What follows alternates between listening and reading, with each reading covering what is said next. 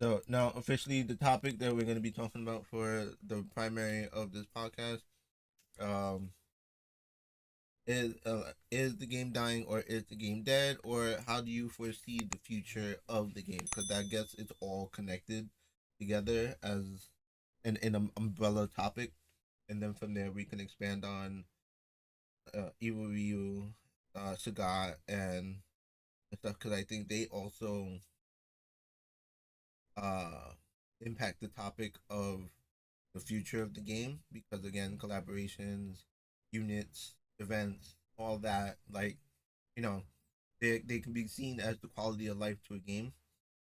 So I think it's overall all very important to the economy and the aspect of the game's life. So just throw it out there, do you guys think the game is dying or do you see it as dead? Just a little context for that question.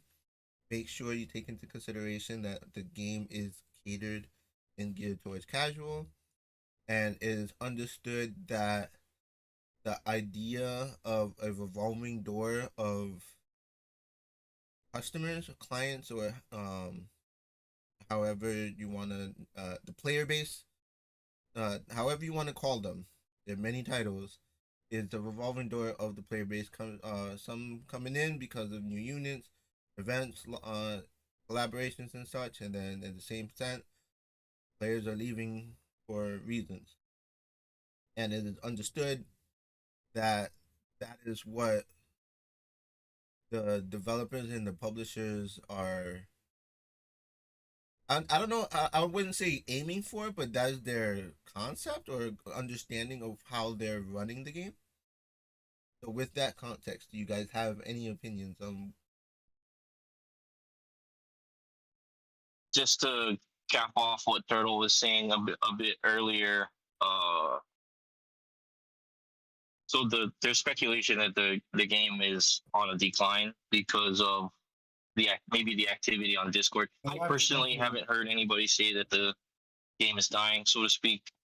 I mean, I've seen it, but I don't take it too seriously because we are the vocal minority. Um, Discord and Reddit, and oh, there you are. Yeah, we can hear you. We can hear you. Yeah, I lost Turtle there for a second. But yeah, No, to make yeah, a long go story ahead, short, continue I don't. because I wanted Yeah, to. I ended my. I was trying to end my point. Just I wanted to lay context for those that you know wasn't aware of whatever. But yeah, go ahead. sorry, now my Discord is acting up. Is there something wrong with Discord today? um, well, to make a long story short, no, I don't think the game is dying. I think there's a lot of assets that they still need to churn through. We're right in the middle. I mean, at the tail end of this real event. Um, I don't think the game is dying. I don't think it's gonna go anywhere for a little while. Uh, it it's a natural fluctuation for a game to catch a whole bunch of steam early on and then kind of start to level out. A lot of players have advanced really far in the game, and they might be hitting a wall, or uh, they're experiencing things that are in place by design. Whether it be waiting for idle rewards or things of that nature. I don't think I don't think that this is the type of game for it to outright just die. I think it's just like Turtle said, it's a revolving door of new players, existing players, or players returning to the game or taking a break from the game. But I mean, if you just take a look at the leaderboards and stuff, I mean, there's still people playing the game. Um, it's not dead until it's dead. And the point I was making before we started the call, I think if a game is about to die, I think they really ramp up the rewards and the flashiness. Kind of like an SOS signal. Like, they're gonna start bringing out things that we're like, oh my goodness, this is new and exciting. Either I'm gonna come back and play, or I'm gonna start playing because of this. So I don't think the game is gonna fade so much as it's gonna try and give one last hoorah or one last big effort to jumpstart the player base before it dies. That's how I feel. But I don't have anything to base that on. It's Yeah, just it's so the like how you stated with the vocal minority. This is uh just to lay out what I'm seeing, hearing, and understanding, especially again content creators and servers and stuff like that. Like how you said, vocal minority. The amount of players that are playing, the amount of players that are quote unquote leaving. I don't know how people are tracking this because I know there's supposedly websites and stuff that people track numbers, the amount that the game is making, and just the overall where they feel they should be at versus where they are in the game.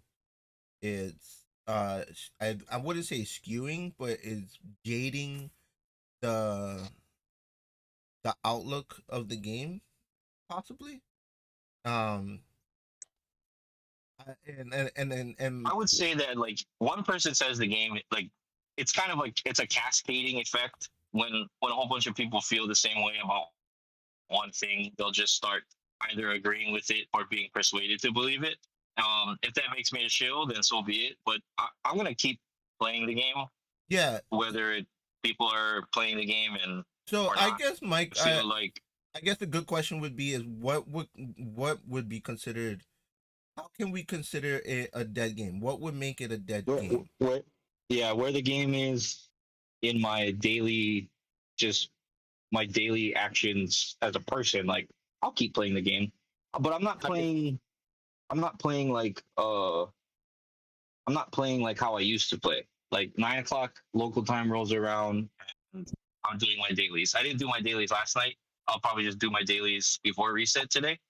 So Casual mentioned he wrote a good thing out. He said whales have nothing to do in the game and their grind is taking them nowhere. So they're kind of getting bored too. Unlike free to play who have a lot of content to progress. But whatever YouTubers are saying is right, it's wrong to just ignore them as a vocal minority. Casual spending all the tickets they win in Ryu event, and after that they don't get a single Ryu, they simply quit. A game can be considered dead if me as a free to play can get top three in all events. So I I mean, can't okay, for me, speak. I can't speak on the whale aspect. So Tix, I'd love to hear what you have to say. okay, so I would consider a game dying when you start to like patch up like this similar updates once in a while. Like if there's no new content or nothing revolving or no changes, then they know that they don't put their resources and attention to the game anymore because they have like the numbers to say, hey, actually, why are we gonna why are we gonna put into something that not gonna give us returns in the end? Just let me know if my background's a little windy or stuff like that. Okay, so basically, I think that the changes that they're doing, like especially in the new event, like you notice that the in the infernal gift or the one where you every time you do daily activities you start turning and stuff like that. Like a lot of YouTubers mention that why is it capped and stuff like that. So they are changing stuff, and I don't. It looks like they're listening to YouTubers or watching it, but they're not changing like the things that would like require a lot of confirmations between all departments because it's not just one company, right? Like uh, talking about the pity system, they have to see how it's not something you can change like right away because that affects their revenue. So then there's a lot of decision makings going into that in all departments. So I do think that they're listening, and definitely with the current events, we're getting a lot more resources like boost stones and diamonds and other things. So then they know that it's probably not enough when they first start. So then they're supplying that right now. But overall, they are progressively making it more better in terms of resource gains. But and they are listening. And you can see that like in the servers, it's they start to slow down in putting up servers, and it's just like what Zangief said, it's like nature, because some players don't want to get into a game that they know that they can't compete, even though it's server based. They want to be there. Well, most players want to be there when it's in the hype phase or when the start, so then they can evolve with the community. Because some players would want that, like saying, "Oh, why am I gonna pick up this game when I'm already quite far behind?" Yeah, I don't know how I feel about the overall server situations, because like as uh being in the early day one servers of S1, maintaining a guild and player base is impossible at this point. But that was the conversation that we had previously, where again it's catered towards casuals and new players, so it's harder to have that. I don't know. It's just a topic that I'm just like, man, I don't know how I feel about that as the overall, because it's just their choices and decisions. Like they're listening. I think the survey was a small step in the right direction. A lot of people feel that more can definitely be done, but at least something is being done. That's the best way I could put it. Because it's like, at the same time we have negative opinions and outlooks, we should also have the same energy in the positive. So like how Tick said, they are doing some things. Could it be a little bit more? I would like to say yeah. Um it's just rough to see a game that you have so much passion in, like being in a rocky state where it feels like it could have been avoided if some decisions were made differently. Um I think it all starts with the MHCAN, right? Like it was all pretty good, and then it's like a yeah. snowball effect, just slowly. Like the thing is slowly going down, but we always have that bitter taste in our mouth. And I guess so, how do we stop it? What do we do? Like us as a fan base and the player base, what can be done on our side? Do we let it go? Uh, Do we move on? okay, this is probably not the best idea. Like if there's something that happened like super shit, then you might want to do something that happened that's super good, like to counteract the super shit. So that instead of like a gradual, it is getting better, but we kind of notice it, but not really. If we don't talk about it, but like if we notice something like, oh, but this can be also like negative. I mean, could be bad. Like if you put out a really good event, then that could also set a standard. Like, oh wait, we got a really good event, and we only got it one time.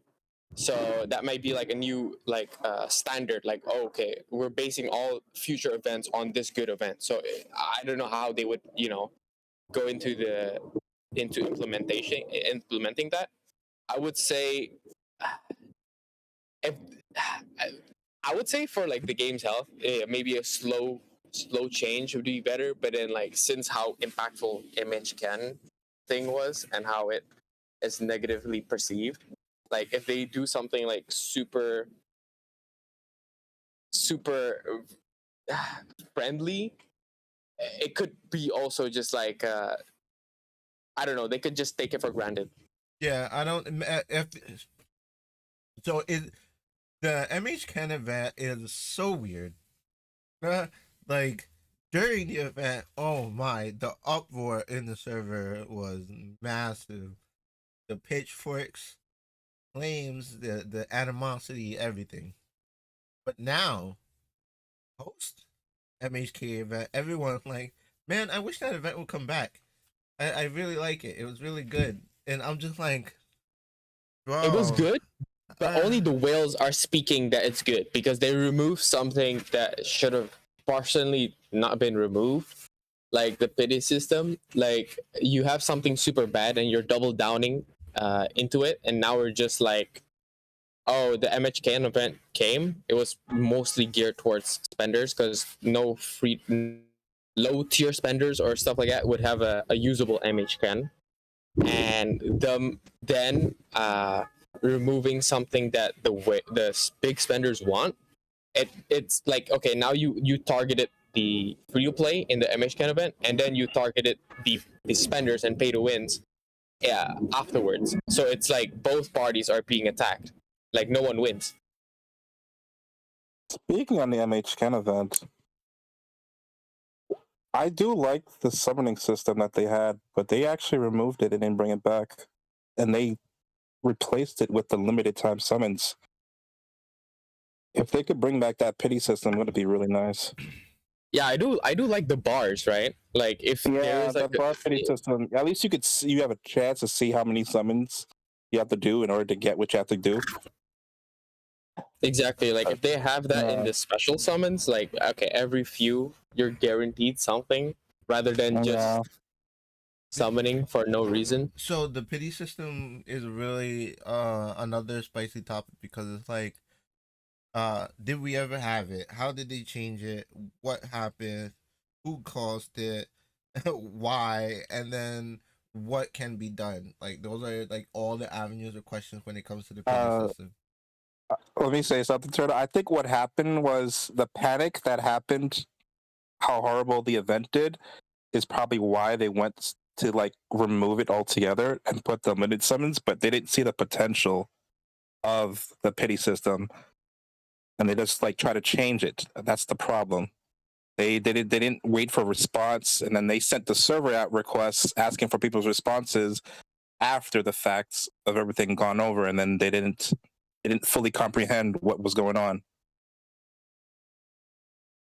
What, and I keep asking this, what would make it better?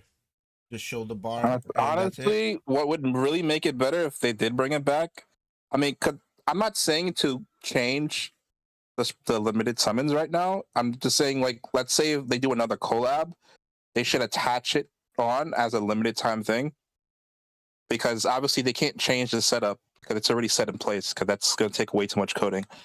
But if they could put it back, like for certain things like the EX or limited collab character, it would probably give people better incentive knowing that they're going to get it if they have this many summons saved up for it, rather than let's roll the dice and like it's whatever with whatever pity system that we have. That's actually a good point. Like, what you call it? Like new spenders or new whales that comes in, they're gonna be like, oh shit, everyone's having MHCan and like he's super good, and they're like, but I can't get it anymore, and I'm a big spender, so then it might turn them off, knowing what they missed off. So that could also play a factor. Has anybody joined? Oh, sorry to go off topic because I know we were talking about the pity system. It was just something on my mind. Has anybody joined some of the servers, that the new servers, just to see how the ecosystem is there and what it's doing? Because a lot of us are in Battle Group 1, are like single digit servers or double digit servers, I should say. But I won't get too far off track because I liked the conversation about the pity system. But if we are going to be critical of the game and say the game is dying, what does the game look like on the new servers where the new players are and what they're experiencing, or what the culture is in their leaderboards and things like that? That would be a good information to have if I we're don't going to want to make like an observation. I kind of want to intercept on that. I don't think they actually understand. The new players probably are enjoying the game, but they haven't been here long enough to actually understand what the past transgressions that already happened on the game. So it's kind of like you're entering the game blind. Like you don't know the history of what's already passed. Yeah, so like it could be, the game could be doing very well for the new players right now, but the older players are having different thoughts per se. Yeah, the avenue for retention for older players just non-existent basically. Okay, thank you. So you can look at the final showdown and see the other servers are doing, and like how, like in every battle zone there's going to be like one major whale. Like I'm looking past it, but with the newer players they have actually like newer knowledge. I don't know where they get it from, if they're in the Discord or stuff like that, but in going through all these zones, all of them has like Guile, Viper, Fashion Blanca build and stuff like that. And if you look at the newer one, it's like more MHK and it's like fully maxed and stuff like that. So then they do have those knowledges somewhere. On the new servers? Yeah, on the They new have servers. Like MHN? no, That's not wild. MHCan. I'm talking about the Oh, the Gal and ecosystem is different. Vipers. Yeah. I can see that. To Like supplement the point on the pity system, it was like, how do we feel about the past events and stuff? It's like, you know, I'm this is who I am as a person. What happened, and then so like I'm more critical of the things that are happening now and how the events were. I think the Kuma event was great. Uh I think the Evil Ryu event is quote unquote great. I think the Evil As Rio opposed event to is it being boring, but poor. that's just me. Yeah, as opposed to it being poor or excellent, I good like poor, good, and excellent. I'd say it's on a good scale. Maybe like a 6 out of 10 or like a 5.9 out of 10 Yeah, kind of event. that sounds But about right. I'm basing it off of other games that I've played, and that's all we can really do. It's like, how are we going to review this game? Are we reviewing it based on the actions that they've already done, or are we holding it to a different standard of game that we've already played? And you know, the argument could be, oh, this is we should be critical about the game, about what it's already accomplished, not based off of other games that we play. But as a video game player, any choice to play a game is based off of another game that you've played, or how a developer learns how to develop a game based on other successful game models. So I'm in two different camps, so to speak. Is like how I review this game based on other games, or how I review this game as its own entity. So as its own entity, it's getting better. Is as opposed to other established games, it has a lot to learn. So there's a lot to be desired. Um, for so me, like yeah, the, I'll end on that. the core gameplay of this game is really fun. That's why we're all still playing it. Like we like how everything plays out. But for me, like comparing it to other games, like some other games like Dislight or other gacha games, they have like a test server. Like AFK Arena has a test server to test out stuff before it actually like a few it could be a good or bad thing, right? Like if they don't want spoilers, if you just want like fresh and new. But then like yes, that the events are getting better, but there's like still so much bugs and stuff that does not make sense at all. Like the secret training was a whole like it was a mess up, right? Going to higher levels, not getting rewards, and some stuff is not it feels not finished. The product is not finished, and we're delivered something that's not finished. No, yeah, I definitely agree, and I think it's more of like how they're handling it as a total. I don't think they were prepared for what this game ended up being. They were not expecting it to reach the level that it achieved. Like they made it known multiple times that just the first month alone, like it did 10 times what they expected. And apparently every month afterwards, after every event, it's still the same thing. So if we're looking at it through their eyes, the numbers are good and the game is great. And they're like, man, this is the best we've ever thought it could be. It's hard, like how we see the devils in the details because we're there playing the game constantly, for hours. How we're not supposed to. We're playing the game in a way that it wasn't made for.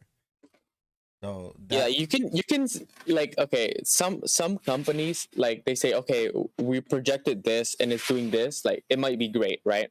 But Yeah. they don't look at it in the sense of okay, if this is good, what could we do to get better, more money, like rather than just okay, everything is fine. You should always have the mindset of keeping improvements and always keeping the doors open rather than okay, if something you can stick to the original formula, but then if you see something that there's higher potential, why not take it? You know what I mean? Well, no, I completely understand, and I've always questioned that as well, because it's like, um, I guess it's more of like the understanding of the business aspects, contracts, what's available, what's easy to do, regions, all of this apparently takes play into um just the simple decision making of putting out a tweet. Apparently, it gotta go through approvals and stuff. So I definitely agree where it's easier said than done at that point. I guess that's what I'm trying to say. It's like I agree with everything that's being said, because like, yeah, why would you not want more money? Why would you lock regions? Why would you lock servers? Why would you have uh, expensive packs be the only options when players progress in the story to purchase? Why would you not give them $5 deals? Why would you not give them $10 deals? Have you not seen like PR in other forms of media? 4 for 4 from Wendy's? Like, people live on deals like that. And in the same extent, like video games, they take their games very seriously. But then there's also a thing where a lot of people just do things out of GP. Like, I speak to many players where they're like, I will never spend more than $20 in one single purchase of a game, especially if it's free to play. And like, you're losing out on easy money just by not doing a simple thing. I don't understand it, and I don't think I ever will. In the terms of where I see these things, I guess it's different in the business aspect. That's why, like, I don't know. It's hard to speak on both ends when you're not in it. That's the best way I could say it. Because I know there's like, takes. You said you were in business class or something like that. Maybe in the outlook of that, you could speak on a little bit. I'm still in my course. I didn't graduate, so I'm not like qualified. Drop that knowledge, man. Show us what you getting going to school for. Yeah, see, Don says poison packs are 100% dead to me. Hit level 310, and the only option it gave me was to spend $135 Canadian. Like, that's nuts. Like, why? How does that in a business aspect make sense ever? Like, where you are like super harping on fear of missing out at that point. Where you're like, oh, look, if you don't spend $135, you're never gonna get this again. That's the only thing that makes sense. Like, they're really, really angling on the fear of missing out part. I hate to echo what Dino has said in the past, because these are his words, not mine. But basically, it's like I view this game as, when it comes to monetary and stuff like that, the monetization, it's like they're they're kind of in a unique situation because of the publisher and the developer and the licensing and stuff like that, or whatever Dino has alluded to as far as the nature of the business relationship. I I I take it with a grain of salt also, because the writing, it has been on the wall for some time that, oh, this game is a cash grab, or it's a pump and dump kind of deal. And regardless of the point, the inner workings of the business relationship, or the overall player base of the game, and this kind of data that we're making observations on, it's unknown. So like, that's constantly what I'm thinking about. It's like, what don't I know about the game, and what would I do to improve the game? And if I'm going to be answering questions like, is the game dead? Are they making good choices? And I was like, oh, well, I don't know what kind of resources these guys have, or who's bankrolling this project to begin with, or how much money is being allocated to certain things. So it's a successful business, that's for sure. I mean, all the assets were already created, and so I'd like to hope and dream that that they um I'd like to hope and dream that they at least pump out all of the existing assets that they have that's available to them. I hate to see where this game not at least try to get everything that Taiwan and the other regions of the game have. But also, when we were talking about the survey a couple of weeks ago, we are on a special um, path to have units that only we have. So I'm excited to see that as well. But it's the the packs make no sense to somebody who's buying them. It's like, look at the limited tickets. So I actually made a push for limited tickets because I saw Evil Ryu, saw what he did. He was exciting. You get that event bonus buff. It's all it's all things that have been done before, right? You have a new unit. It's supposed to be powerful during the event to make it new and exciting, and it worked. I was like, you know what? I'm gonna go for it just to see what it feels like. So I looked at the packs for the tickets and I was like, why would anybody buy the $100 pack if you didn't already buy all the other packs before it? So it was just like it was so taxing because I was willing to pay $100 because I don't pay anything in the game at all.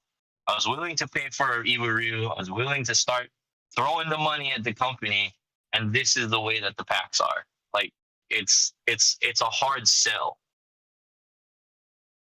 I mean, exactly, right? Like, okay, I don't agree like with their target audience being casuals, because if you look at Raid Shadow Legends, which is quite notorious, like if their target audience is casual players, then they wouldn't price everything super highly.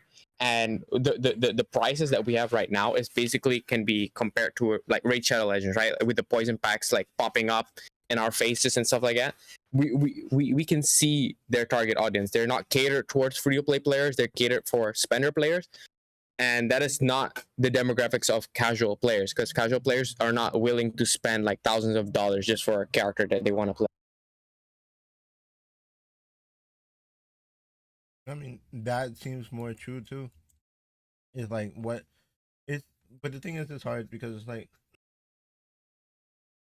Like we know that Raid Shadow Legends, like they're doing great just because they know what they're doing, in the sense of, okay, we're trying to get as much money as possible. Like it is basically a cash grab. Like they're getting they're pushing advertisements or marketing like to the max, because they're basically trying to get every market involved. Like you might see Raid Shadow Legends in like a tech YouTube video, or you see Raid Shadow Legends in a whole thing that is not connected, just because they will try to get every modes possible of audience to go and spend for the game, and then they know that it's probably not healthy in the long run. But I don't know where Raid Shadow Legends is at right now, but if this is more geared towards casual player, then you want to build something that is more long lasting than rather than just like you said, a pump and dump. Yeah, it's weird because it's like these companies are learning from each other, but learning about the bad mistakes and building up on them instead of like taking what's good and what's happening the positively and making things better, which is really crazy. Like the game is hard to say. Like for me, the positives is that it has the consistent flow of characters. The game itself is fun. The community is the biggest thing for me. What keeps everything going, and I think as an overall, that's the best part of the game. Stuff still happening.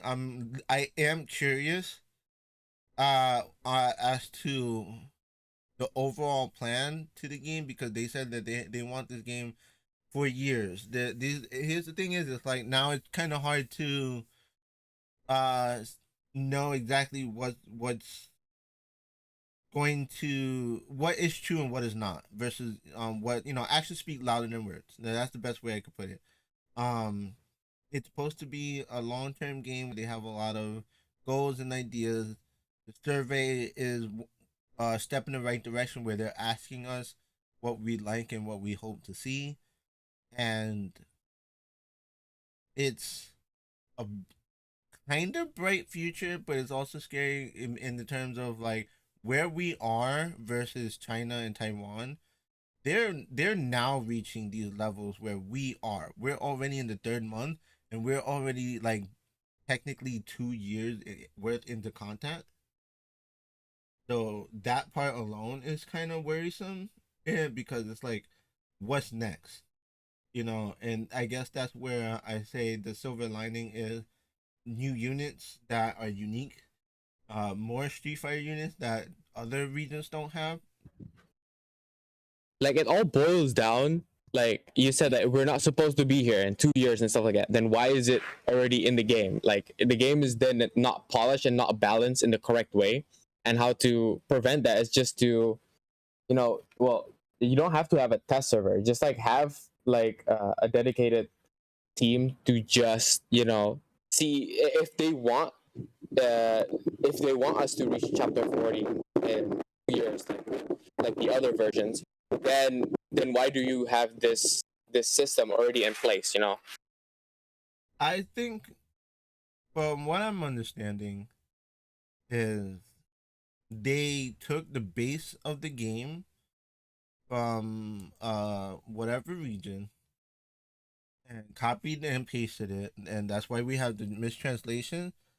But while copying and pasting, they're like, you know that meme where it's like, hey, copy my homework but don't make it the same. But they changed like probably like 10%, but that 10% accelerated the game so fast. I think, and the biggest telling factor of that is how Monster Hunter Ken plays out and how Beast Zangief plays out. Just those two units do not play how the other regions play, and Bison as well. Those are the three big like telling factors that they changed a lot for. They changed enough for it to accelerate the game to be impactful the way it is. Sorry, I'm just at work. No, I'm just reading other stuff as well. It says, how is Street Fighter doing? China doing? Well, the whole thing is their combo system, the speed of their game, and their effects and stats are different than ours. Um, like for example, if you look at Payne's video, I'm gonna make one on Sagat soon too. Is coming out, editing as we speak. Uh, he works off of effect accuracy and effect reductions. We don't, outside of Summer Yang, and I think one other unit works off of effect accuracy. Dawson bumps up his own effect accuracy, and then he's also Thunder. The Bison only revives once. Beast Zangief does not have a constant interrupt. There's effect defense, or I don't know what's the actual stat, but every unit has of effect resistance. That's what I should say. Effect resistance where some can't be stunned or some can be stunned more than others. So, and also units are different. Remember, Yang has an interrupt on a C3 in China. Over here, he obviously does not. So on and so forth. There's a lot of variance and differences. So, that's where we also have to take into consideration.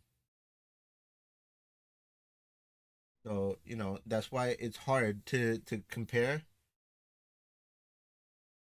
Yeah, Summer Yang has the AoE interrupt with his C3 in China, and we don't have that. So that's why it's different. And I think that's where they misunderstood or didn't take into consideration when bringing over our stuff, like changing certain things when they. Here's the thing: is it's like they quote unquote understand their game, but they don't understand it at the same time, and it blows my mind, and it's killing me. So many previous ones. Mistranslation of the game, how it's affecting us. Yeah, that's also another one. Mistranslation. Um, business wise, why not have a team? Just how expensive is a team to translate a game.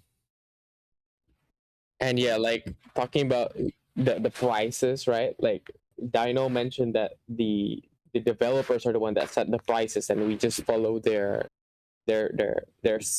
prices. But then like, isn't there supposed to be like? I guess they don't want to break like the connections with them, right?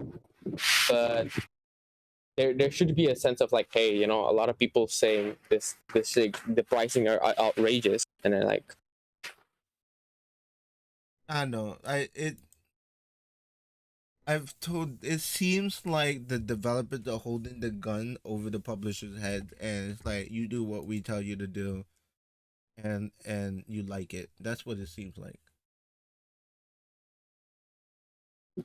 yeah, just like make it work somehow. Yeah, because the way that like you have to beg for information with patch notes, the way they have to beg for basically anything. It seems it.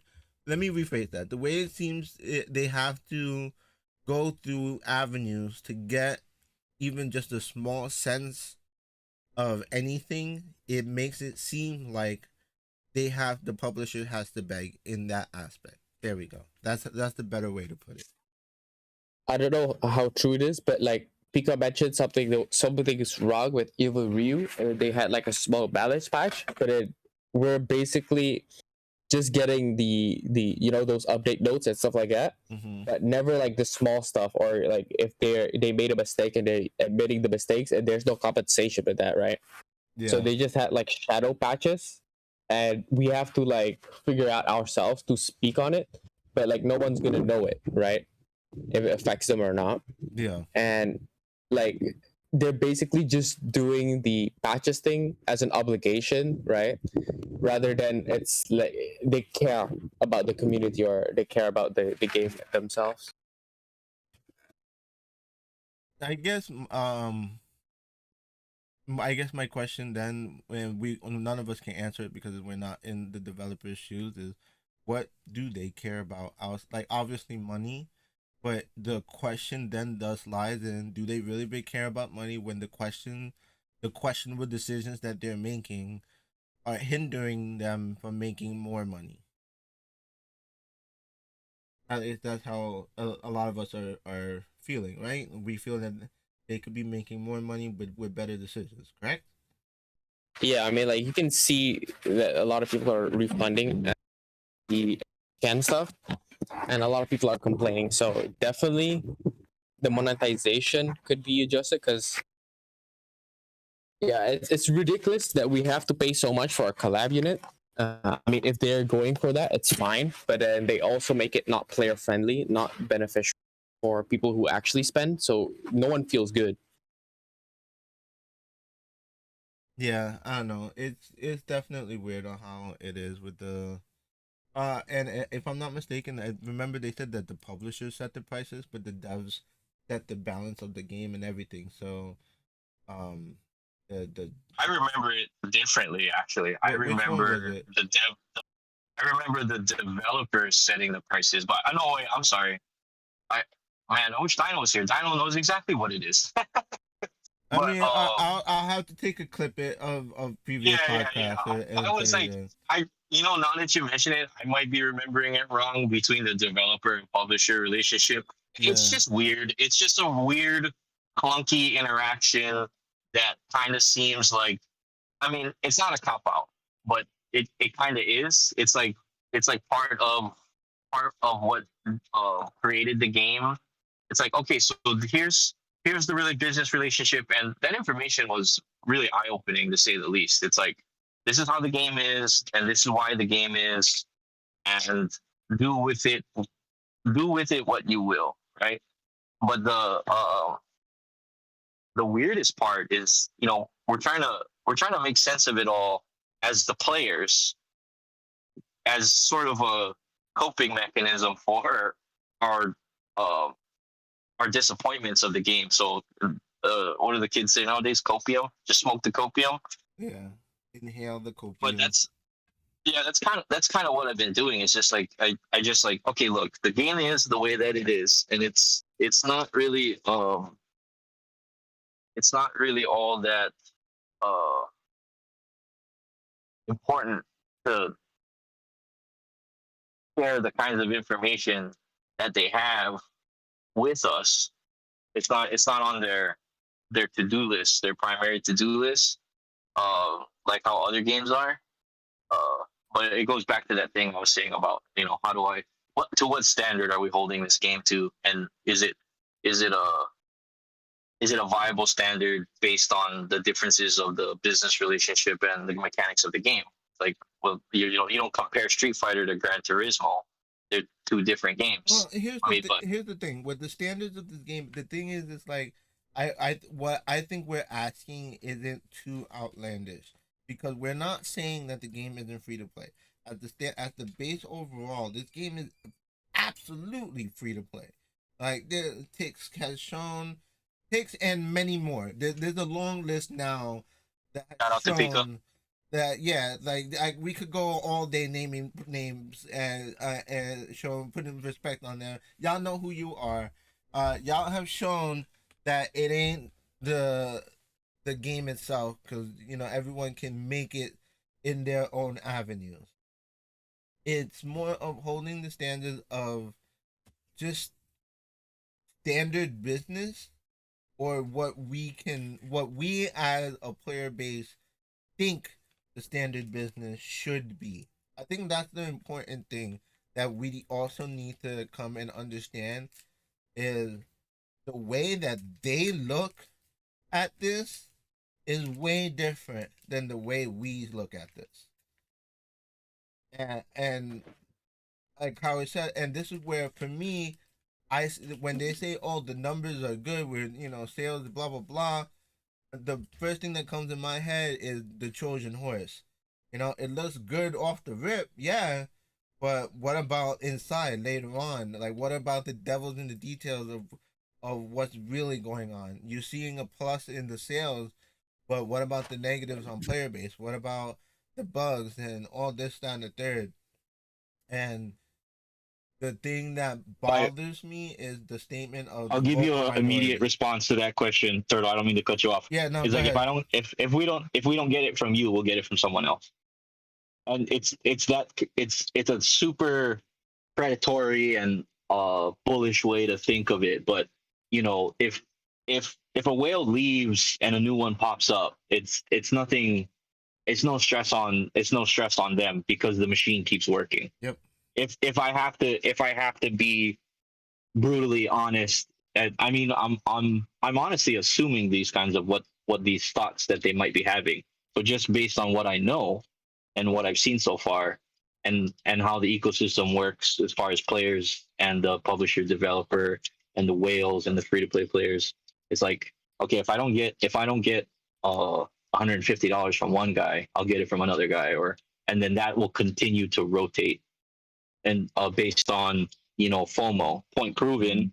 When I said earlier, it's like Evil Rio dropped, and I saw what he was able to do, and I FOMO'd, but when I got to the part of purchasing packs, I was really disappointed. I wanted to insert myself into that experience, and I couldn't do it. What I will do, and what I have done, is I buy grants, I buy Flame Chun Li, and those little, 25 $10 here and there, you know it it kind of supplements how I feel about business models. Is like, why make 10 people happy for 1,000 when you can make 100 people happy for the same amount?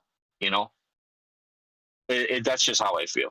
But I didn't mean to cut you off. No, the no, but the but that's the in short, it doesn't matter where the money comes from, as long as the money is coming. as long as it's flowing in, yeah. So it's Yeah, just to round back on what we were talking about. Is the game dead? No. Is it dying? I don't see that. I don't personally see that it's dying. Is the current and active player base, the guys who pre-registered, is that beginning to fade? Are the people who joined the Discord early, is that beginning to fade? And I can see evidence to support saying yes. You know what? Now that you mention it like that, I think what we should do is we should say the eras. We should call it the eras are dying. Yeah. The Period. begin. Quarters. Yeah. I mean, if you want to say something's dying, right? You gotta look at it like the death and the birth rate of something, and you can say like the death rate is people who are leaving it, not spending anymore, and then the birth rate is the people that come in, and if one is more skewed towards the other, like there's more people that's dying, then basically that's a problem, right? Yeah. There's not enough people giving birth to supplement the people that are dying. Then you can say the game is dying, but then without real data of all that, we can't really say for sure if the game is dying or not. Like we can see the revenues, but then sometimes you can cross correlate it with other games, and definitely in the first few months they were going strong and then going decline, but they're still going strong right now as a game. Like Genshin, right? Like they were really strong in the first few months, right? And then they're dying. I mean, not dying, but they're declining. But it doesn't mean that they're dying. That's Yeah. true. We also get a steady flow of players coming in and out. It's like every day I see a new white name asking Yeah. about this and that and the third. So that's why it's definitely hard to say that the game is dying when I'm seeing new people ask, "Oh, hey, how do I do this and this, that, and the third?" I think it's more of um, which is something that they said they're gonna work on, is opening social media so that the Discord server and all social media have access is more open and more available and readily to everyone. Also, Sir Turtle, like you mentioned, like is the game free to play friendly? You see like my progression and other people's progression, but then you can also tie it down to if the game is geared towards casual players, then in their perspective, in their sense, it is not free to play friendly, right? Because I'm a hardcore player now. Free to play casual is not a casual player. So if their target audience is casual, I really don't like that their target audience is casual players. That's just it. Yeah, Yeah. it don't make sense to me, but I don't. I mean, in the spirit, and actual like fundamentals of Street Fighter as a game, it rewards dedication. It rewards practice and things like that. I've made this observation before. It's like this the the type of game that this is, and it being just a Street Fighter sticker over the top of it. I'm not entirely pleased as a Street Fighter fan. Uh, the way that the game is, I guess, mechanically speaking, it's like you can spend some time on it and get better at it, but the fact of the matter is it's an idle gotcha game with a Street Fighter sticker on top of it, yeah, and it is a nice sticker for sure, and the mechanics are fine. I just would have, like, in the spirit of Street Fighter, it's not very they don't the two don't correlate to each other, but it certainly did well in enticing a whole bunch of people to play it. It's certainly marketed like, hey, you love Street Fighter 2, you remember this? Do you remember this? Relive your glory days and play Street Fighter Duel. And I was yeah. like, I don't remember playing this back then. What are you talking about? But if you're playing a gotcha game and stuff, if you read some of the comments on Facebook about the game, it's really eye opening, because you get to see people who are the targeted are being targeted by the ads, because they're either searching for Street Fighter, or the algorithm is placing these kinds of marketing in front of them, I gotta find based these on. Facebook groups because I keep hearing Facebook and I'm like that their whole Oh no, demographic it's is just the different.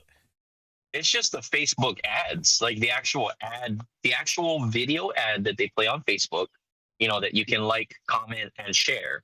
Go to the comment section and just see what people are publicly talking about the game. Oh no, And but there's it's supposedly an actual Facebook group or multiples for this game. interesting. Yeah, I have to. I remember someone mentioning it, and it's like apparently it's very large, and their outlook is way different than what we see in the server. Hmm. Yeah, is it overwhelmingly positive? Because that would be refreshing. Uh, it's they're more confused because like I guess because they are the casual, they're not talking about like oh games dying whatever and stuff like that. It's more of like oh my god yeah I got Evil Ryu, look at him type of Yeah, thing. yeah. Facebook people are just, I don't even think they're real sometimes, you know? It's like Reddit, they're not all real. Yeah, I'm great. I'm real. How about you, Turtle? We're friends on Instagram. I like that. But I digress. What were we talking about? We were just talking about the health Just of the the game. games dying, yeah, overall. Yeah, But I think I we've beaten this topic over and over. We can move on to yeah, Evil Ryu, where you guys like him, and are you guys excited for Sagat? yeah. I would like to. I it's all of the usual suspects in today's call, which is fine for me. I don't mind just You know me, I just ramble for like I could ramble for an hour about what color uh what color Blanca should be. But is there anything that on your mind besides? Or it was let's stay on topic. Evil Ryu. I don't. He doesn't have the same pizzazz as Monster Hunter can. Like it just with my personal experience. But I'm the kind of player who doesn't read anything or try to. I just like here go. I just put the unit out and hope that it does things. Go do things, and I just poke it. Yeah, I mean, so normally I wait for people to be like, "Oh my god, this is mandatory." Like, again, I throw these names out because of how freaking prevalent they are. But if you're not compared to a Bison or a Beast Zangief, you're not making waves. It's just as simple as that. You'll probably I be mean, a okay, little pebble in the river, and you'll probably make a little bit of a people be like, "Oh, this guy is cool," or whatever. But to make that splash where everybody's like, "Yo, this one is it," it ain't it for me. yeah, I mean, for Evil Ryu, Yeah, like content creators and players, I think they want to like spark ideas and always say characters are good initially, just because that's a conversation starter. And like if you hear they're bad, then the sentence just ends, right? So then they don't want to just say it outright. They're bad and stuff like that. I definitely think Evil Ryu is definitely not bad, right? But like Definitely not when bad. when when when like new characters that does come out that like benefits with the Setsuno Iki, because they can stack with one another, then you can say, oh shit, now there's some synergy, right? With one another. But then like now we just having one piece of the puzzle and we can't, it is definitely good, right?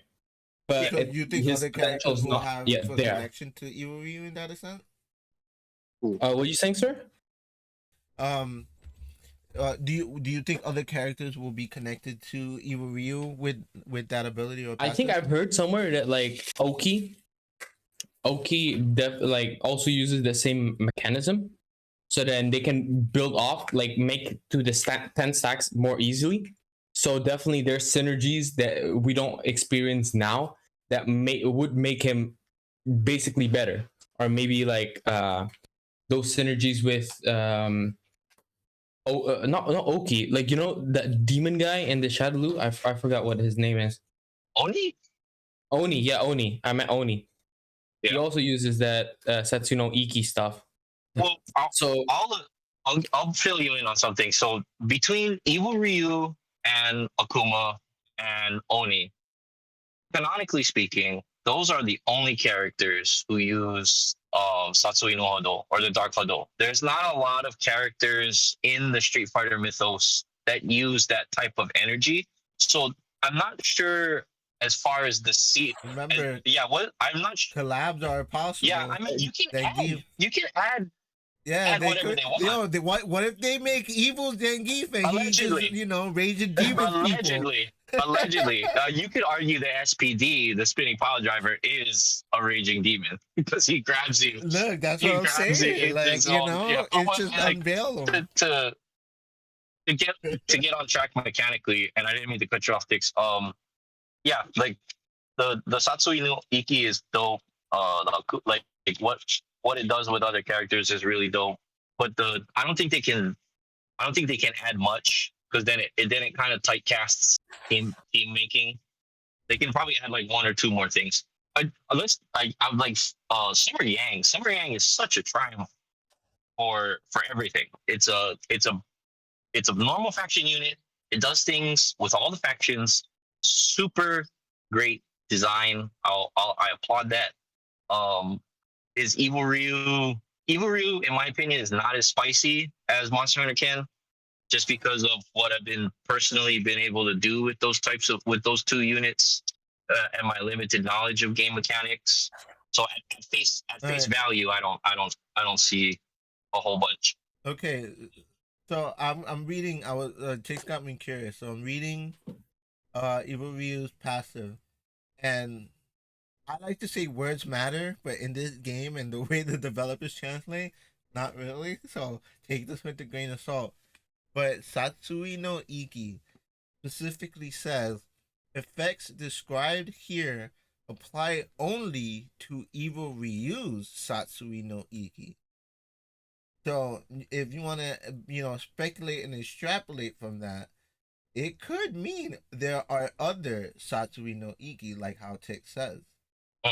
I think Because Sylv mentioned that there is other characters that also does the Setsuno Iki, and basically, I think it makes the only a stacks Satsui no more Iki. easily, so you can go to 10 stacks more faster.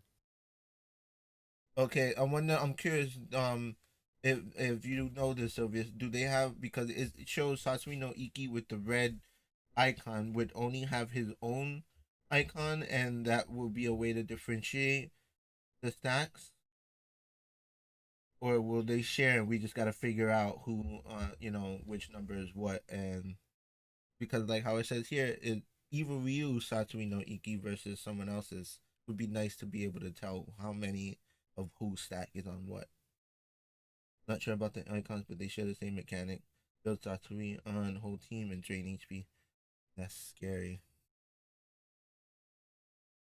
So you would do like Bison, Evil Ryu, Oni, and just nuke the enemy's HP. Heavily not recommended to play them together though. You just die. Got it. Oh, because you're nuking your HP. Interesting. The future of the game. I'm someone will put them together. You know it. I mean, 40. Jesus I mean, Christ, 40 with HP. we got to look at the application here. Like, if somebody's trying to do story chapters and their team is like horrendously out leveled, then yeah, sure, your team's gonna get nuked. But if you're playing PvP with somebody at similar combat level, and you're situating your team to have like some really hyper carry units that are terrible in defense, and then you supplement that with something like Abel, Honda, Zangief, Super Armor, Summer Yang. The possibility is there to succeed. But it just hasn't come to fruition yet. I feel like when we're talking about, and we've said this many times, when we're talking about unit potency, like where are you using it? What are you doing with the unit? What are you trying to? Those are usually my first questions. I mean, just the damage art from Evil Ryu, like it's quite strong in PvP, especially like what I noticed from other battle groups when watching their replays, like they use a lot of kills that build upon. You're breaking up, Ticks. Probably he just got home or he just got to school. Yeah, Thank you. like his internet is now switching. Yeah, over. his internet's switching over to Wi-Fi now. Takes, if you can hear us, check your Wi-Fi, bro. Hello. There he is. Yeah. There you go. Welcome back. Basically the damage, the one where you take less damage from all damage sources, that's pretty strong in PvP as well. I'm one thing I'm noticing from the testers and like the I'm gonna I like to call them tryhards because that's what we all are.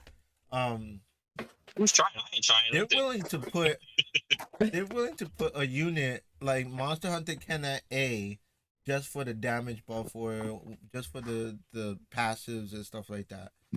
And like I know Tix, like your Monster Hunter Ken is not built up, but yet you're using him on chapter like 30 something, killing people, right? I mean, I did just for Pika's video, but sometimes it's not enough, like the damage bonus. But I am using him in one of in the Akuma fight, just because in the Akuma fight, it's so weird how the mechanic works. But like, I think it has to tie something with debuffs, like burn stacks or shock stacks or defense break or something like that. I don't know the relations with one of it, so I actually dropped my Able and dropped my E Honda just to add damage, just because. Okay, I don't know how to explain it because there's so much different conditions that could make the debuff go away, but mainly it's more towards like burns or stuff like that. That's why I'm actually using Bizengif's combo 1, and I've been yielding way more higher results. So you're saying at this point it's more about the damage than survivability? I mean, no, for the Akuma boss, yes, because With the Akuma boss. yeah, for the Akuma boss, like for the other bosses, I would have used my original team comp, but for the current Akuma boss, it's something to do with debuffs. So since Akuma boss is about to end, you can't really like it's like all the testing that we've done is basically pointless just because it's gonna go away. And what about in the sense of PvE and story and stuff? It's like don't you use Monster Hunter Ken in PvE? Yeah, you can, but the buff itself, like I don't know if it's 25% additional damage when you're having that devil horn thing on you. Mhm. I don't know if it's enough as a base A copy to justify, because he could. There is utility. Like you can also use Med Ryu or no, Evil Ryu, just for that 25 additional damage, right? Bonus at the start. But does that justify him a slot in the team? Sometimes, maybe. Yeah, that's what I'm asking, because there's been times like I know like some players, like I know Pico he'll justify the slot because of the buff. It depends. I guess it depends on the player. And I just find it curious as to like what are the criterias in that extent. You have people copying, you want to invest in 10K. I mean, okay, like how if I want to use a base 8 copy in the current stage, it would probably, like if I had an E Honda not built, I'm basically just using E Honda just for the interrupt. And you don't need copies for him to work. You just need the combo 1. So that's probably a way. Like you can use Bizengif if he's in the tag position and not, suicidal. So those mechanics can work if they're like base street poison. Like I know +20 is good, right? But like just using the C1 itself on the tag position could also benefit you more than an Elena if you're interrupting and you're not taking damage and not needing that. So that's when you would want to use when you can justify using an A copy in higher stages, like if they don't require stats or survivability of any sorts to function, or if their kit is not tied to fighting spirit or cars or some like investments like that. Like why Rose is pretty good in as an SS, because her cars and her +30 is nice and added bonus, but it could work beforehand. Well, like A Chun-Li, you kind of want the investments for her to actually be what you want her to do. What is the best focus on building a team? Because I'm noticing speed is is being considered one of the most important factors in building a team comp. Well, sometimes, like in what sense? Because in battles, if you get the first hit, you get additional superpower. So in the Akuma boss, or Akuma has like 127 speed. So you would want one unit in the main lineup to actually hit, so you get an additional super in. So speed in that sense does matter, and speed also like helps you generate the combo bars more just because you hit more. Oh, let's talk about in PVE and story because that's I think what majority of players focus on to progress. In story, you definitely they don't have fast chant or something like that. So any unit with probably fast chant can get you the first hit. It's definitely important to get the initial super boost because it could make you do one super either earlier or like in the whole total it's one extra super. But like in powers, if you've noticed, their super bar generates slower than challenge mode. So like even though I lose the speed battle because I was too lazy to put fast chant on Bison, right? I still can out the super surplus. I can still deal with it. Like why Cody stages are pretty annoying is because they have a super surplus. So speed is important so then you can maintain the control over the match. Yeah, so that's what I'm saying. Like because I noticed in almost every avenue and every aspect, speed is important. In the terms of PvP, someone used Vega just because in a second team because they had Akuma on one team, Vega on another team, and I forgot who was their other speedster in the third team. But they had one of each top three Bisegif. speed characters. Bidengif, thank you.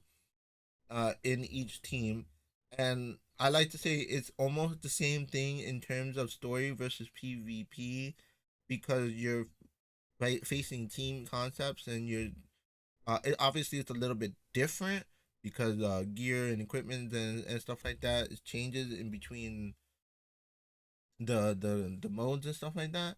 But the overall concept of you need to be fast, you need to have a either interrupt or out damage and stuff like that because players are getting to a point where they need more than one team. So it's starting to become important where thinking outside of Beast and Geef, what are the important aspects that should be considered when building a team? We were talking about PvP, right? Like how PvP and PvE as overall, I guess. Obviously, we can split and talk differently in different units, but I think when we talk about PvP and PvE, some units most likely walk hand in hand for the most part. For PvP, I'm basically losing my 3 teams fight just because in one of my team, like some units are really squishy, and if you don't have the sustainability, it's like in other other turn-based game where if you're either cleaving or you're a turn 2 player, right? There's some benefits of being turn 2 just because in some of the matches that I play, like they use their Fashion Blanca super, but it doesn't hit my third unit just because I'm when the game starts, it's far enough for some characters. And like going second in Fashion Blanca, now your Fashion Blanca super with hit everyone because everyone is all clumped up after they use their super. But if you cannot sustain that first hit or that first their first turn super, then basically it's already game over. So if your team is definitely not tanky, like if you don't have like Zanky or other like Rose or some other supports to make it survive that initial hit, like having a super surplus basically could be like, okay, you're gonna do one super while the enemy would have done 2 supers at your point, like, right? So you gotta gauge it. It depends. Is that why also Elena is super important for PvP? Well, Elena is just like Elena's healing Elena's- factor is insane for PvP. Like it mitigates so much stuff. PvE people don't consider her. Oh, Yeah, like PvE. Elena's crazy in PvP. Just the passing down of her defense and HP makes like your if you have it on your Fashion Blanca or your Viper, makes them super way more bulky than and if the enemy is using a street poison, for instance. are there units that like when you're balancing a unit, like let's say, oh, this unit gives a portion of its HP or defense to this other unit during this activation. Like, are there other units that look at their own HP and defense and is like, okay, yeah, so my I Nope, you this card kicked out. God dang it.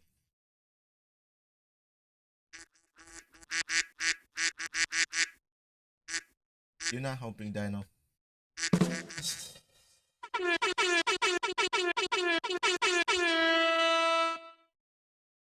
You know, I'm not the one that edit this. My wife will have words for you. You know, just let her know.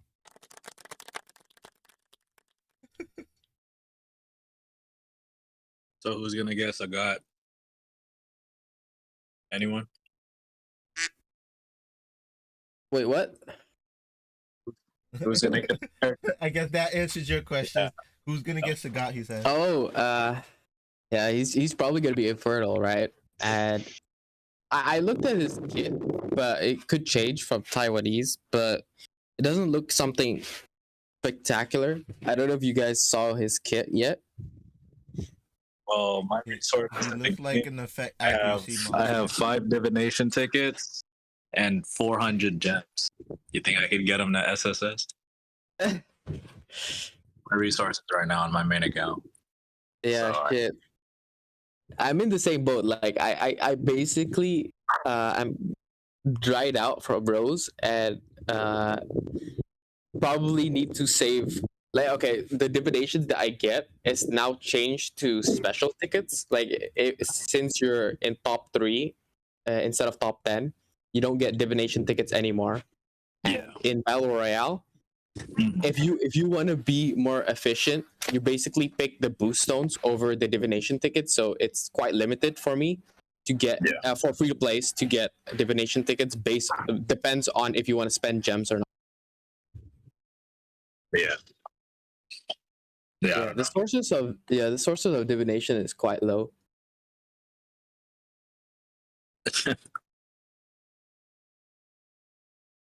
I'm just waiting for I think because, that legendary skill- character. I wonder who the next one is. I feel like that's the easiest, quote unquote, to get any SSS plus 5 character right now. If you Yeah, I I'm hope it's waiting. awesome. I'm waiting to see what they replace because Evil Ryu is legendary from city token, right? So I'm just waiting to see what they replace that unit with. It's gonna be Fashion Dawson. That's all it's gonna do. Fashion Dawson. That would be great. Yeah, That would be Fashion great. But Fashion Dawson is quite hype. Well, they need to replace like a Fashion Blanca. Like, you know how they gave us Fashion Blanca for free? They should reward still the free to plays another fashion character that could just be obtainable if we just log into the game. So I'm hoping like there's probably a new one down the line. Probably doubt it, but is that even hopeful? Yeah, I'm hoping to, but yeah, quite doubtful. I doubt Marky it. Mark, that's totally inappropriate. Don't you ever say that in here ever again. I don't even know I'm what that joking. is. I'm joking. No, it's The this is token Maggie. is real. We haven't properly met before, but I was just saying, like, again, giving free to play players another legendary unit, I think it would be a really great thing. And I agree with you that having another character to log in, get a daily reward, and kind of look forward to building around is great. Well, I mean, after all of the pay to win stuff that they're implementing every time in the game, might as well just still reward some of the free to play or whoever stuck as free to play to give them something to still stay in the game. You know what I mean? Because if how this game is going, implementing another Infernal character, right? So if Sagat's going to be in Divination, whoever the Is next one, Sagat confirmed to be Infernal? I mean, I don't doubt it. I don't doubt it. Most likely. yeah, there was a speaking leak about the already when there was this advertisement of a guy had I think it's an advertisement account or I forgot how to explain it, but it already showed the attributes for the upcoming characters or quote unquote leaks of whoever's going to come next, if they are going to come, and you could see Sagat as an Infernal. So I mean, any of the new characters that you are going to like, which is like, you know, any emperors or that's upcoming, there's not really going to be much street poison character like that's gonna be arriving anytime soon. I really doubt it. And if it does, wherever we are at the game right now, resources wise, do you really think we're going to be even able to build them? Not right away, but the resources are limited here, and with no pity system still in this game, you just feel like any new character, of course, you're going to be not expected, but you're going to be tempted to summon for this character, right? Because of course you're going to want either one copy or two copy, knowing that you're not really going to use them, but to get that, like, you're gonna use up all your resources just to obtain that. So like for me, it's hard for me to save special summon tickets, even if they are being generous to give us in the game. But what's the point of getting all those tickets if 100 tickets you're just gonna get The drop one? rate is horrendous. Yeah, all 100 The drop tickets. rate is the drop rate is horrendous. There's no pity. There's no quote unquote hope to get these kinds of limited ticket units. I agree. I will, out of respect to where the game is at currently.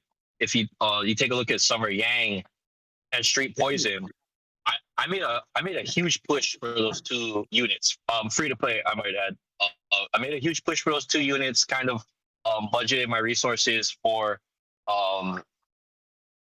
the select. What is the selected draw? On your banner where you can select Street Poison and Summer Yang, and then your next A rank will drop that selected unit. Is it selected summon or selected banner? The choice banner. Choice banner. The choice banner. Here's the thing. I feel like those two units are. Yeah, I'm sorry. Go ahead. No. I don't mean to interrupt you, but a new character is introduced every 2 weeks, and 2 characters every month, right?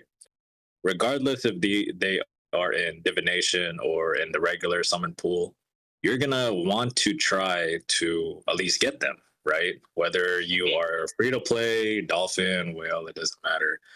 But I know how this is how the game model is, but what kind of sucks is that they want you to build this character gradually over time. And they expect it in between, let's say, from 6 months to a year. Now, just that time frame alone makes you think like, okay, well, how am I going to build this certain character for that short amount of time? If we're just going to be,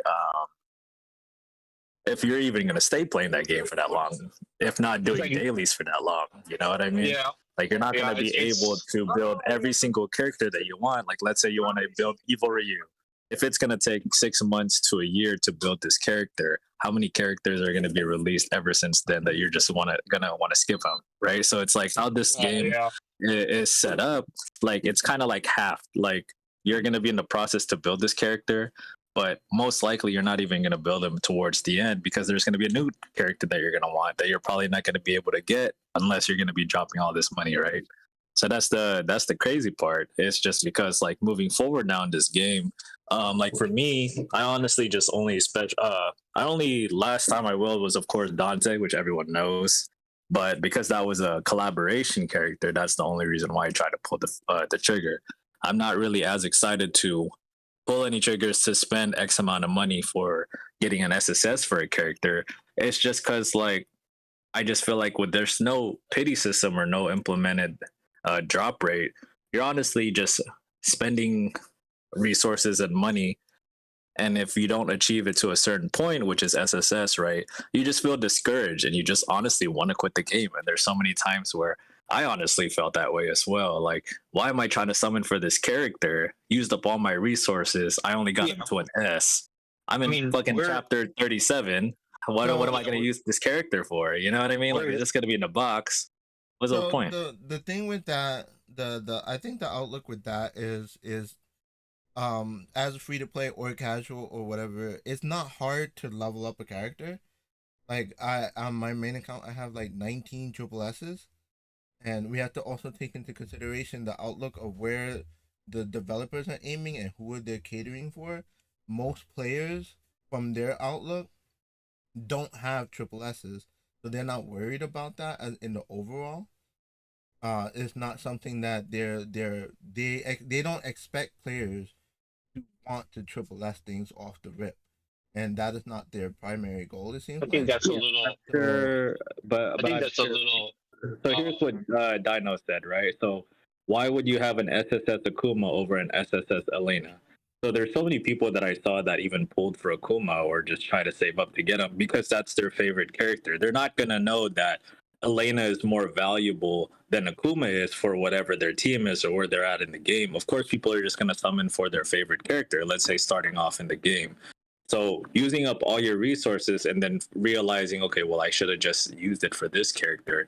Now that's kind of like the discouraging part because let's say if you did get SSS Akuma, now you used up all your resources to get him, and then you're like, okay, well, I should have just got Elena instead. Now you got to save up all your resources. Let's say as a free to play, how long is that going to take realistically to get enough dupes of Elena to get her to SSS? You know what I mean? Also, like going for what you said, right? Like those MH cans and those Dantes, like if you do summon for them and you get them as S plus, it probably costs a few $100, right? And then knowing once they spend that money and then knowing that it's basically useless, they feel like they just wasted money for something, and it doesn't go. Oh, sorry, if it's too windy. Just a little bit. You're good now. Okay. Well, for collabs, I think we have to hold collabs to a different standard. Yeah, that I can that's what I'm understand. separating. But I'm talking about the special summon pool and divination, right? Yeah, like in other versions, the collabs are legendary, right? Legendary units. So then they know it's a one-time pay. While in this version, we have to summon 4 characters, and if you don't get it into a certain point, then they're basically unplayable. Yeah, that for collabs is definitely understood. But for special summons and divinations and regular pool summons and stuff like that, like I understand that infernos are annoying because you need a lot of copies and stuff like that. But overall, it's accessible over time. So to want a triple S of every unit off the rip, I think that's just a very bad outlook. As for like I said, this game is designed for time. It takes time to get a unit maxed If out, I could, and that is if I could chime in on that talking point for a second. So the point that we're trying to make is like, why would you triple S Akuma over Elena? I think it's safe to assume that all players want all characters at high rank. Like I don't think there's a player out there that's like, oh, I don't care about this, but it's like over the priorities are different. The players' priorities are always different, but the goal is always the same: to have powerful units. So to a certain degree, it's give and take. Like when you look at powerful units like Akuma, of course you want that one triple S because look at him, he's Akuma, and you look at a character like Elena. So the layman or the casual player or somebody who's not grinding out the game or looking at all the different mechanics of the game, it's like you look at Elena and you're like, oh, she just heals, like she doesn't do damage. So the priorities of players during their game progression might change. But to bring up Mark's point, it was like, the discouraging part is when you try to go for a character like Akuma and then you get stuck. And then you look at a character like Elena, like, holy crap, this unit is great for PvP. I have access to her. I should have leveled her up to have a good support unit. Well, okay. I'll devil advocate this part. Is it the company's responsibility because you didn't read? Yeah. But all players are different. I'm the number one offender of not reading.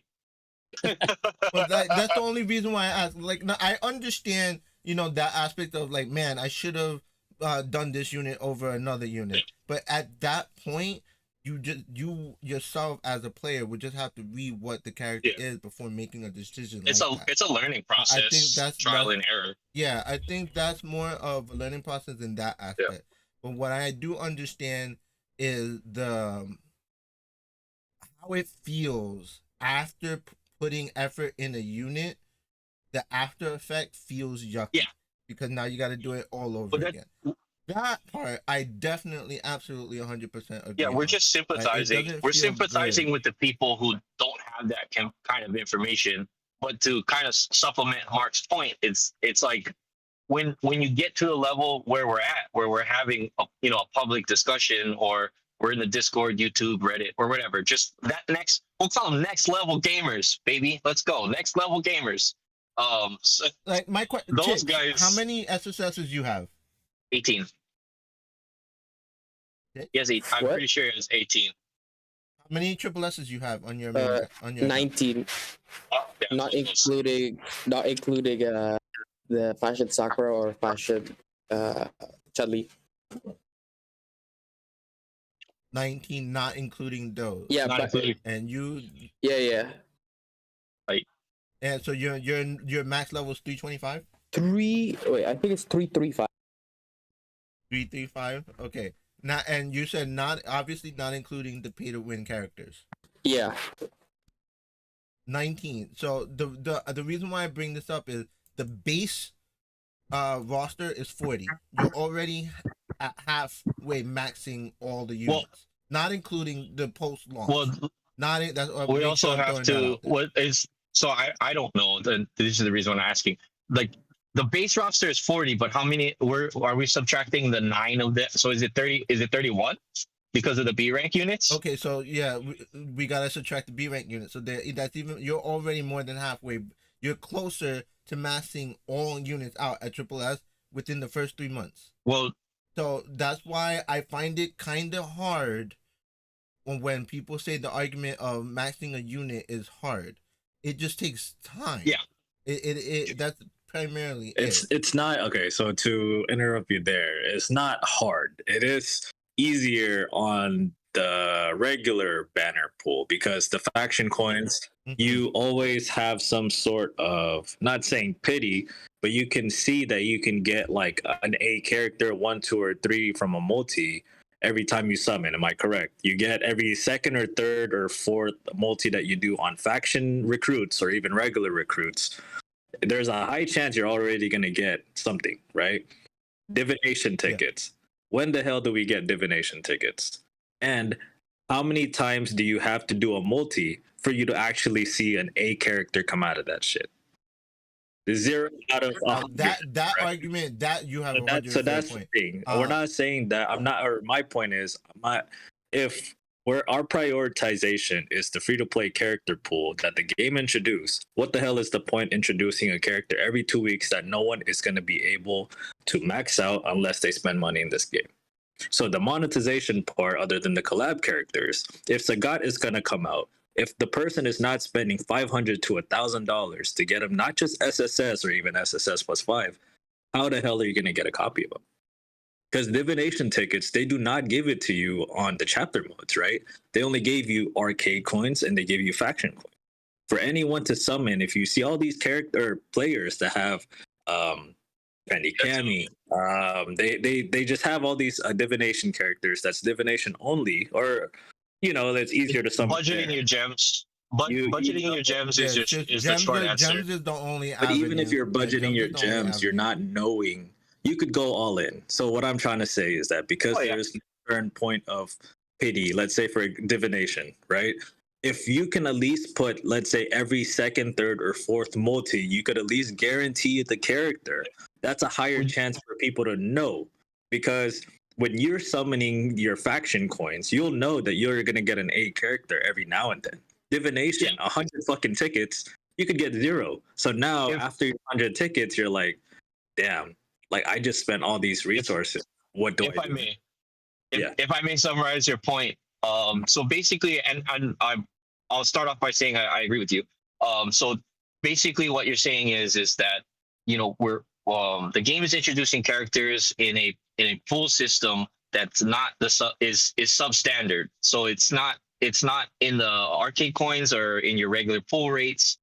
Those types of units are getting ranked up and powered up at a respectable and acceptable level based on what's available to the player as they're naturally progressing and playing the game.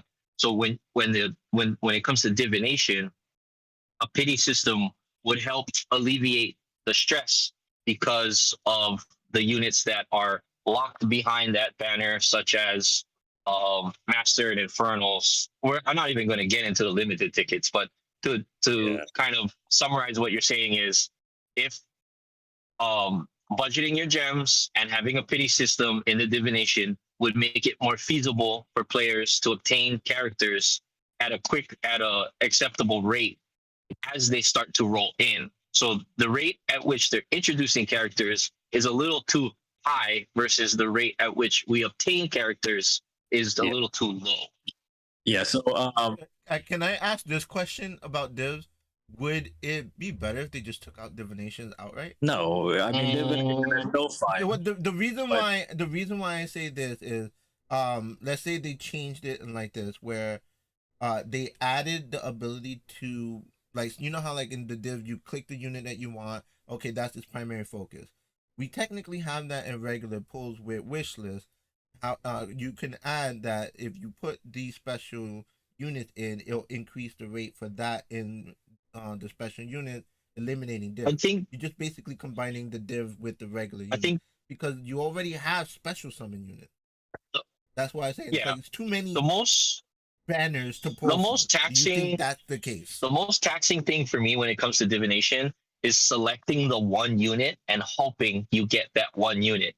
As that pool begins to expand, I believe that you would increase the chances for a particular unit. So let's say that there's how many Infernal and Master units are there currently, just off the top of somebody's head? Probably like six, Let's 8. yeah, I think 8 so, now. Chun-Li 8 now? Cammy, Athletic, Chun-Li, Genjuri, Rose Bison. Am I missing any? You're just masters. Yeah, no, Master and Infernal. That in that banner. Oh, You have 4 base. Vega. Evil Ryu. Yeah. You have Well, no, 7. Akuma Ryu, we're gonna put that on the back burner for now because limited tickets is like a whole nother conversation. Let's just try to focus on I mean, divination. you asked it for master, Yeah. so you gotta clarify your words. Yeah, my man. fault. I would say that Uh, as the group of Infernal and Master characters that are in divination increases, there should be some sort of metric that allows players to pull for characters similarly how the wish list operates in arcade coins. That's how I feel. It's so taxing to do a 10 pull and you don't get the one unit that you can pull from this banner. It's a very shallow group of characters. I'll say that out of respect to what they're trying to accomplish there. But as that group begins to expand, it needs to be more lenient on the premise that, okay, you're going to spend 5,000 gems. You can probably get around, if you're in the mid 20 stages, it would stand to reason that you can get about 20 pulls per week. Would that be false? 22 multis, so 10,000 gems is 20 pulls per week. Is that something that you guys are experiencing? Well, I can't even save that much anymore gems, honestly. Different. Yeah. Yeah, because you don't see that many gems because you're not hitting milestones anymore. You're just playing the game. Yeah. I barely Yeah. played it. Just log in, events, dailies, and that's it at this point where I'm at in this game. Because I feel like my question, I reached that. does it matter? Does it matter if that the added options of getting these div units are also there outside of divination? Like, are those? I mean, those are shards not and as impactful? they exist in shards and arcade coins. It's worth mentioning, Yeah. but the pull rate is laughable. Who's talking Okay, right now? okay. Yeah, Right? so it doesn't alleviate anything. At Let, all. let's Yeah. just, let's just break it down, right? Basically, if you don't spend your gems on anything, like no fast game refreshes, no nothing and stuff like that, just free to No play. gear. You No get gear, no like enhancements. nothing. So you're just saving it all for divination for your special, your divination characters. So let's just say in the high end or just an average to make it look good, just say 900 gems per day, right? Or 1,000. Let's just say 1,000. Mhm. It's maybe 1,000. It could be up and down depending on where you are and how high you hit in the fluctuation, like from bounties, from from the guild, the fights, and just the daily 150, and other events. Let's just say 1,000, right, per day, and you have like 30 days. You get like 30,000 K gems from a month. Yeah, like 1K a day, 10 days, 10K, and then just say 30K. Yeah, 30K a month from just gems you save. And then you, with that 30K, that's around how much tickets? Like 80 tickets, 80 divination tickets. And then let's just say you get 100 divination tickets from events or other sources like Battle Royale. If you don't pick boost stones and stuff like that, let's just say 100 divination tickets. So you basically get 180. So let's just say 200 divination tickets just for a good, just to make it in a higher end.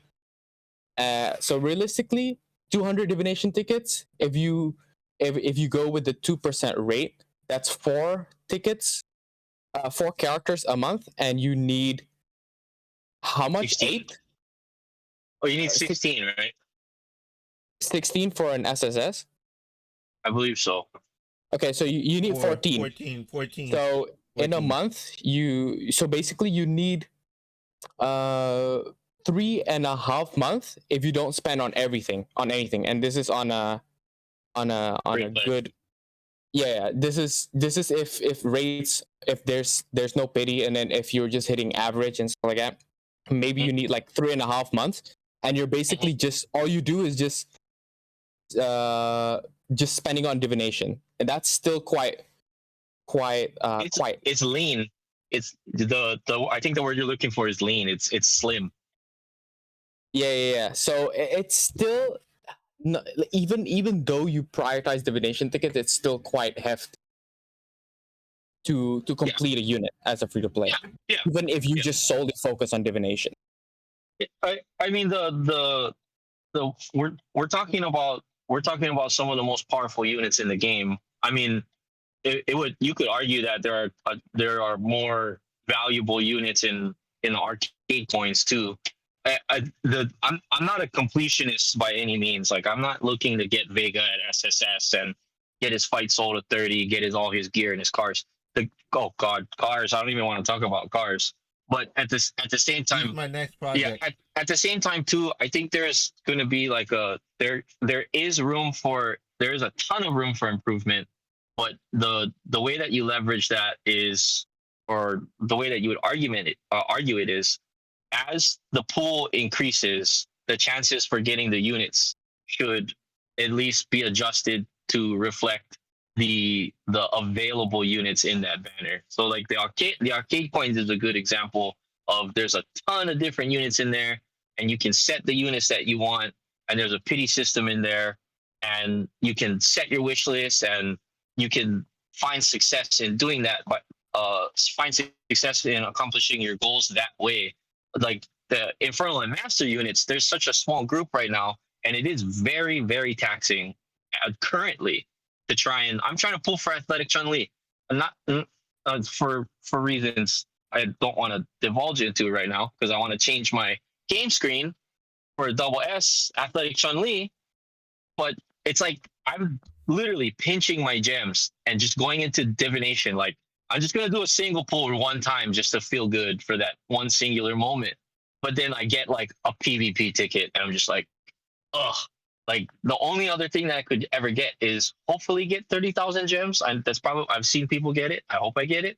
But then you have like, I'm pulling for one unit, and it just feels like if I don't get a different unit, I feel like getting a different unit when you pull for a unit is a pleasant surprise. So what that looks like in the future, or when that would be, I'm not too sure. But it is like, when I'm pulling arcade coins, and like I'm just throwing those things out as soon as I get them, like I feel great when I get like an A rank that's not on. It doesn't even have to be on my wish list. I don't get something, and I'm just like, oh, that's tight, I got it. Or like when you get it from shards. I think divination should have some kind of shard or something that you can accumulate that could be a pity system, so to speak. You know, you could get these pity pity shards, and then you could combine 60 shards and get your selected unit, or you combine 60 shards and you get a chance at one of the units that you can select for divination, or something along those lines. I know this is a long-winded response, but that's how I would implement a pity system out of respect of how the game, the state of the game is right now. It's like, okay, how do you introduce a pity system? It's like, just give us shards, so that way if I do 10 multis, which is 50 pull, or 10 multis, that's 1,000. If I'm doing 500 pulls, or not 50 pulls on this banner, 5 multis, give me like 5 shards, and then it's a 60 shard, and then once I get 60 shards, that's 8 times 5 is 40. That's 4,000 pulls. If I do 40 multis, give me a shard to give me the unit, at least one for the one time. Would the shard system be a good implementation, or is that something that people hate? It's just an option. Like, without giving like how would you structure a pity system? And a pity system is basically X amount of pulls and equal this. Like, so now you have to balance. I was like, well, what's the average number of people that are pulling? Because if it were me back when I was making the big push for Bison, and I was pinching my gems forever. I pinched my gems before Monster Hunter Ken. Yeah. I pinched my gems after Monster Hunter Ken to get to Akuma. Akuma was tickets. So I had like 250,000 gems just hanging around. And I was just like, big Bison push. And I pushed for Bison. I got my Triple S Bison to the Akuma event. And that's how it naturally progressed. However, I was in a spot in the game where I still had milestone achievements to help supplement that gem income. I was still clearing stages, and I was still completing objectives that were like first time rewards kind of deal. Like, oh, beat chapter 2040 and get 250 gems. That kind of stuff, that's not available to people like Tix and Mark or you or me right now. So it's like, what are we supposed to do with our gem economy? Because our income is so low. The amount of Infernal and Master units are increasing, but the divination has no pity. So if you're telling me it takes about 3 months to try and get 100k gems, and 100k gems equals like a S plus or a double S Infernal and Master rank unit, like what does it look like when there's literally 4 or 6 more Infernal Master units that are in that divination pool within that amount of time? So the question I asked about the frags thing is, like, how like we have the Monster Hunter frags, I think 26 or 24 or whatever. Yeah. Would that being implemented in the game make the game better, or would it make it worse? Where when you do pulls, you'll get in frags of units. Oh, it wouldn't be. It wouldn't be of like random frags of Bisons and, and Vegas. It would be like how the A rank and B rank fragments work right now. So you get 60 blue get 60 blue tokens, it turns to a blue unit, or you get 60 purple tokens and it turns into an A rank unit. So now divination would be like a yellow crystal, and then you would get 60 yellow crystals after performing a certain amount of tasks. You roll the dice and you hope that you get the unit on your wish list, or you get a different one. You get another one of something that's in that divination pool, or like a master or an infernal rank. Or you could set it like, oh, this fragment will give you 1 unit of whatever you set in your divination. So then that way you can choose. Like, okay, I've been pulling this divination for Athletic Chun-Li. I want to change it because I only need 1 Vega or something like that. So like that yellow crystal or the orange crystal that would be in your inventory, it's just a generic color, much like how the blue and the purple ones are now, but it would be for divination. That's interesting. That's how I would do it. And I would do it I would award 60 crystals every 50,000 gems. Like 50,000 gems, at least give me 1. And within that 50,000, you should be pulling 1 or 2 of them anyway. But I just I know people are unlucky sometimes. Like they'll spend fifty I thousand think and the not get it. the end all be all solution. The end all be all solution is increase pity, show it, and people will be I happy. think so too. I think that would ease a lot of people's mind, give them access to units, let them build up faster. Where like that's where the decisions of the developers is where I call into questions. Is like I understand their aim is 6 months to a year to get a unit or whatever, but the realistic outlook of that but here's the hard part is the quote unquote vocal minority is like your player base are doing more than that. Yeah. So shouldn't you adapt to the player You'd base hope. instead of just being so hard stuck on the plan that you guys have You'd now? hope so. I guess that's Absolutely, you'd hope so. But what are we in? This game's been out since March, April, May, June. I mean, we're in the fourth month going yeah, now, third month. yeah. I just there's a lot to be desired, to say the least. But I would say like if it's poor, good, or excellent, it's teetering between poor and good. I mean, more so on the good side, but it's not excellent. It's not like perfect. There's a lot of things that we don't know, but you know, it's we get the this is more this group chat or this call, I should say. I don't see anything that anybody's ever said wrong here because we all have great points. But it's more or less a support group sometimes. Yeah. If I had to be, we all It's addicted. a more or less therapy. a support You got group. It's something to say? therapy, right? Yeah. and I'm glad to do it. I'm glad to be here. I'm glad to do it. Glad to be here. I'm glad that you guys are here for us. So it's just we always round out these calls with like we love like the community is the community. We're all in the same boat. You Yeah, know. I mean, we do it mostly for the Yeah, we do it community for the we do most it part. for each other because we care about how each other are doing in the game and whatnot, or how we want everybody to succeed. But Yeah, I agree with what Mark like what Mark actually said how I was feeling about it maybe a couple of days ago because like I said I was pushing for this athletic Chun Li because she just looks great. I mean Flame Chun Li came out and I was like man if I can get her at a discount I'll buy her. It's hard not to try and pull a unit like that. But then you look at it, it's like, oh, you need double S for the loading screen. I was like, but Trendy Cami was only one. You only needed one for Trendy Cami. Why is Athletic Chun Li a double S? And it was like they know what they were doing. So here I am pinching my gems and doing my dailies and my weeklies and doing all the event and trying to get as many gems as I can.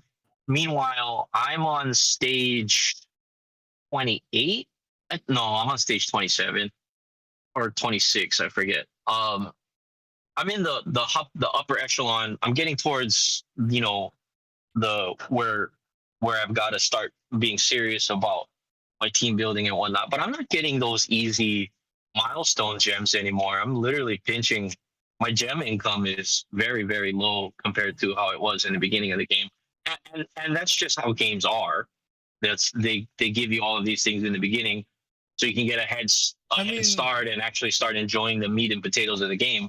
But now it's different. if I take a look at my box, if I take a look at my box, here's the thing: is it's like it's so hard for me. It's so hard to judge certain things because like if I take a look at my box right now and I click on Inferno, I have Bison Triple S, I have Jury A plus, Vega A, Monster Hunter A, Master. I have Akuma S plus, Trendy Cami A, Rose A, Gen A, and Dante A. Mhm. And then if I go into my all box for all other factions, I have 19 triple S, but unlike Tix, I do have Fashion Sakura Fashion Chun-Li, and Fashion Blanca. So comparing that is like, yeah, regular units are easier to build on, but I do agree where, man, it does suck Yeah, and that these Inferno Master units are hard to get. Like, I understand, but that's the thing is like, this is where I'm so split and torn in between. Is if you look at it on one side, is I understand that they want these units to be quote unquote special or harder to yeah. get, that they're quote unquote stronger and stuff like Well, that. they don't take his. They don't. But They're not on the. They're not on the faction tree either. So you can put an Infernal or a Master unit in front of any Flame Thunder or a Wind unit, and they're not being subjected to the damage bonuses there. But I digress. You could continue. well, all I'm trying to get is that, like, I do understand and see the aspect of these units are impossible to get, especially if they're going to be your favorite characters, like like Vega and stuff like that. So I it's I look. I'll stand yeah. by. I'll stand by my observation. As the number of Infernal and Master units increases at the rate that they're increasing, something needs to happen to divination that allows either more avenues to obtain the units, or I mean, A larger wish yeah, list or of just one. just something like a pity system to say you've pulled this, you saved your gems or spent your money, and you've pulled this many times. Here's what you wanted, and that would alleviate a lot of the stress. Um, a lot of the stress on how people feel about the banner in general. But you know, either that or I mean, even arcade coins, not arcade coins and purple shards are another way to get these types of units. I mean, it's not a premier way to get them, but they're there. But it's it's it's not as easy as because I've gotten a few of them from. Matter of fact, it was before chapter 1540. I didn't even have divination available, and I had the purple gems. I popped the purple gems, and I got my first bison. That's how I got my first bison, was the purple gems, and it was such a shock and a surprise. I've gotten a jury from that on the purple gems as well. That's about it out of the thousands of purple gems that I've used. Um, but yeah, to kind of just build on Mark's point, it's like if you're going to be releasing units at the rate that they're continually releasing them, but um, also state that the the progression of ranking up the characters are 6 months to a year. It's just a big flood of, let's say, tasks or a sense of duty to try and accomplish that. It's like, hey, you got 6 months to a year to rank up this new Infernal unit, but there's going to be 8 more of them by the time you finish this first one. So good luck. Tick says legendary units should be obtainable as free to play. Alright, look, I threw this out before. Hold on, I threw this out before as like a devil's advocate spicy topic. Why should the company do anything for free to play? Why should the company do anything for people that don't pay the bills?